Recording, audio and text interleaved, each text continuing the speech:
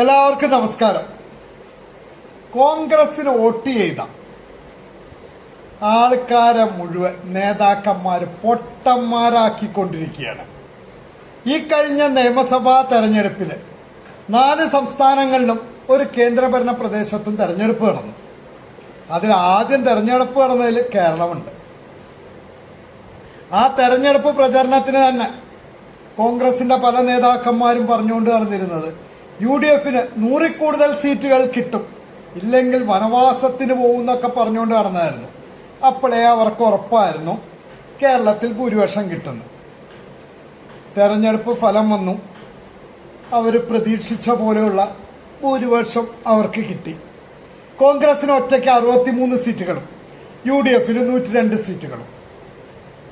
ബാക്കിയുള്ള ഈ തെരഞ്ഞെടുപ്പിൽ ഫലം വന്ന ബാക്കിയുള്ള സ്റ്റേറ്റുകളിലും കേന്ദ്രഭരണ പ്രദേശത്തും ഒക്കെ മുഖ്യമന്ത്രിയെ തീരുമാനിച്ചു. പശ്ചിമബംഗാളിലും ആസാമിലും തമിഴ്നാട്ടിലും പോണ്ടിച്ചേരിയിലും മുഖ്യമന്ത്രിയെ തീരുമാനിച്ചു. കേരളത്തിലും മാത്രം ഇതേവരെ തീരുമാനിക്കാൻ പറ്റിയിട്ടില്ല. കേവല ഭൂരിപക്ഷമില്ലാത്ത തമിഴ്നാട്ടിൽ വരെ ഇന്ന് രാവിലെ മുഖ്യമന്ത്രി സത്യപ്രതിജ്ഞ ചെയ്തു. ജോസഫ് വിജയ്. കേവല ഭൂരിപക്ഷം അവിടെ ഒരു രാഷ്ട്രീയ പാർട്ടിക്കും ഉണ്ടായിട്ടില്ല കേട്ടോ. എന്നിട്ടും അവിടെ മുഖ്യമന്ത്രിയായി. ഇവിടെ കേവല ഭൂരിപക്ഷവും കഴിഞ്ഞ് അതിലും കൂടുതൽ സീറ്റുകൾ കിട്ടിയ UDF-ന് ഇപ്പോഴും കേരളത്തിലെ മുഖ്യമന്ത്രിയെ തീരുമാനിക്കാൻ പറ്റിയിട്ടില്ല. നേരം വെളുത്ത കോൺഗ്രസ് ആസ്ഥാനത്ത് ചർച്ചയാണ് ആരാണ് അടുത്ത മുഖ്യമന്ത്രി എന്ന്. രാത്രിയായി കഴിഞ്ഞാൽ വെളിച്ചക്കുറവ് എന്ന് പറഞ്ഞുകൊണ്ട് ചർച്ച നിർത്തും. പിന്നെ വീണ്ടും അടുത്ത ദിവസം രാവിലെ ചർച്ച. ഓരോ ചർച്ച നിർത്തുമ്പോഴും പറയും ഞങ്ങൾ തീരുമാനമെടുത്തു, നാളെ പ്രഖ്യാപിക്കുന്നു. ഇത് നാളെ നീളുകയാണ്. ഇതേവരെ അത് പ്രഖ്യാപിക്കാൻ പറ്റിയിട്ടില്ല. മുഖ്യമന്ത്രി സ്ഥാനത്തിന് അവകാശവാദം ഉന്നയിക്കണവര് ഒരാൾ പറയണു ഏറ്റവും കൂടുതൽ MLA-മാരുടെ പിന്തുണ തനിക്കാണ് എന്ന്. അടുത്ത ആള് പറയണു MLA-മാരുടെ പിന്തുണയില്ലെങ്കിലും അണികളുടെ പിന്തുണ എനിക്കാണ് എന്ന് അടുത്ത ആള്. മൂന്നാമത്തെ ആള് MLA-മാരുടെയും അണികളുടെയും പിന്തുണയില്ലെങ്കിലും കോൺഗ്രസിന്റെ സമുന്നതരായ നേതാക്കന്മാരായ കെ കരുണാകരന്റെയും ഉമ്മൻചാണ്ടിയുടെയും AK ആന്റണിയുടെയും ഒക്കെ ഒപ്പം തോളോട് തോള് ചേർന്ന് പ്രവർത്തിച്ച വ്യക്തി ഞാനാണ്. അപ്പം ഏറ്റവും സീനിയർ ഞാനാണ്. അങ്ങനെ അവകാശവാദങ്ങൾ പറഞ്ഞുകൊണ്ടാണ് ഇവര് 3 പേരും ഇപ്പൊ മുഖ്യമന്ത്രി കസേരയ്ക്ക് വേണ്ടി അടികൂടിക്കൊണ്ടിരിക്കുന്നത്.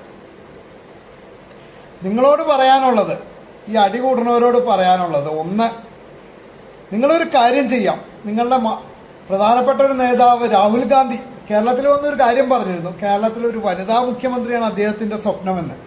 ആ സ്വപ്നമാണ് നടപ്പാക്കി കൊടുക്കുക. പ്രിയങ്ക ഗാന്ധിയെ കേരളത്തിന്റെ മുഖ്യമന്ത്രിയാക്കുക.